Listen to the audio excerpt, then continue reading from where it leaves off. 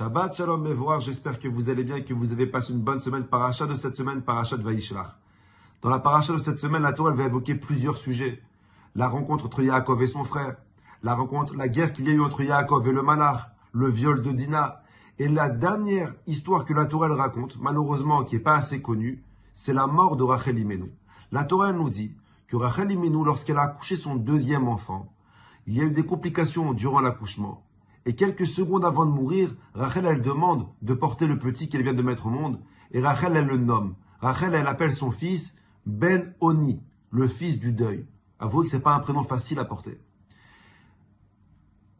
Yaakov Avinu, qui assiste à la scène, il prend le petit des mains de Rachel et dit Rachel, on ne doit pas l'appeler Ben Oni, ce petit, le fils du deuil. On va l'appeler Benyamin, le fils de la droite. Alors on garde la forme du prénom, mais on change la connotation. Et on va l'appeler le fils de la droite. Et c'est sur sa dernière phrase que Yaakov il se sépare de Rachel.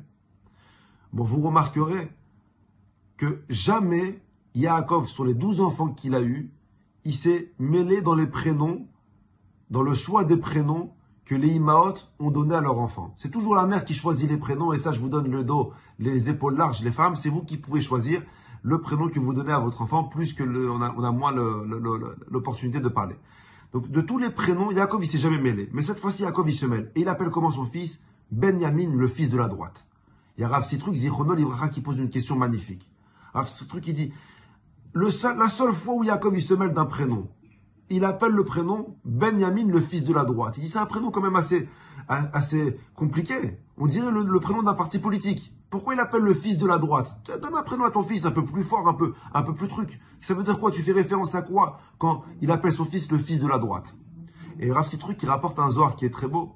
Le Zohar, il dit comme ça. La droite, la main droite, c'est le symbole de la force, de l'espoir, de l'énergie. Alors que la gauche, à l'inverse, c'est le symbole de la faiblesse, de la fatigue, du désespoir. C'est pour ça que nous mettons les tefilines sur la main gauche afin de renforcer la main qui doit être renforcée.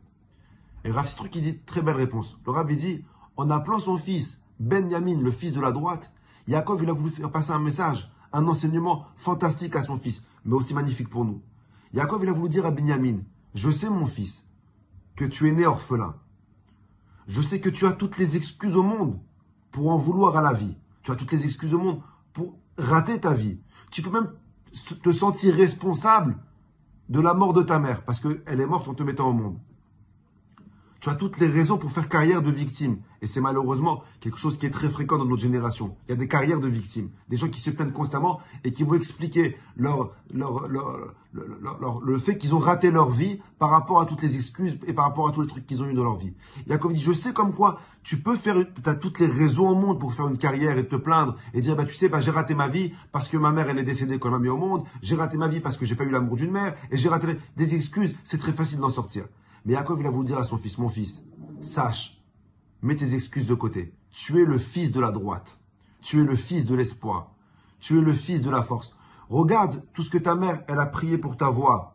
Ça, c'est la droite. Regarde tout l'espoir que ta mère, elle a eu. Toute cette filote que ta mère, elle a eu pour te mettre au monde. Regarde-moi tout ce que j'ai dû subir pour que tu sois là aujourd'hui. Moi, Benyamin, toi, Benyamin, tu es mon fils à moi, le fils de la droite. Tu es le fils de ta mère, qui est le fils de l'espoir de la tuya. Tu es mon fils à moi. Regarde ma vie, Yaakov, il veut dire à son fils, ma vie, elle n'a pas été facile. J'ai dû voler les brachot de mon frère, par ordre de ma mère. Mon frère, il a voulu me tuer, je me suis caché chez Lavan, on m'a donné Léa à la place de Rachel. Je suis resté 20 ans chez Lavan. J'ai dû affronter Esav, j'ai dû affronter l'ange de Esav. J'ai eu Dina qui s'est fait violer. Yaakov, il a eu une vie très compliquée. Yaakov, il a voulu dire à Benyamin, moi aussi, j'aurais pu faire carrière de victime. Et moi aussi, j'aurais pu dire, écoute, j'ai pas eu de chance dans ma vie, j'ai raté ma vie parce que mon frère, il a voulu me tuer, parce que mon père, il voulait bénir mon frère, parce qu'on m'a échangé Rachel à la place de Léa. Yaakov, il avait aussi toutes les excuses pour pouvoir rater sa vie. Mais Yaakov, il a dit, je me suis toujours concentré dans la droite et pas dans la gauche. Je me suis toujours concentré dans ce qui allait et pas dans ce qui allait pas. Toi, Binyamin, prends exemple, la force de ton père et le courage de ta mère. Et si tu arrives à faire ça, alors tu pourras réussir ta vie. Rabotaï, nous transmettons à nos enfants ce que nous sommes. Si nous avons de la force, nos enfants ils seront forts automatiquement. Si nous avons de l'espoir, nous transmettons cet espoir à nos enfants. Mais si malheureusement nous sommes faibles, Alors nous transmettons aussi cette faiblesse à nos enfants, que Akadosh Baruch Hu nous aide et qui nous donne la permission de transmettre à nos enfants et à notre entourage que de la droite, que de la force. Bracha v'hatzlacha, la semaine prochaine.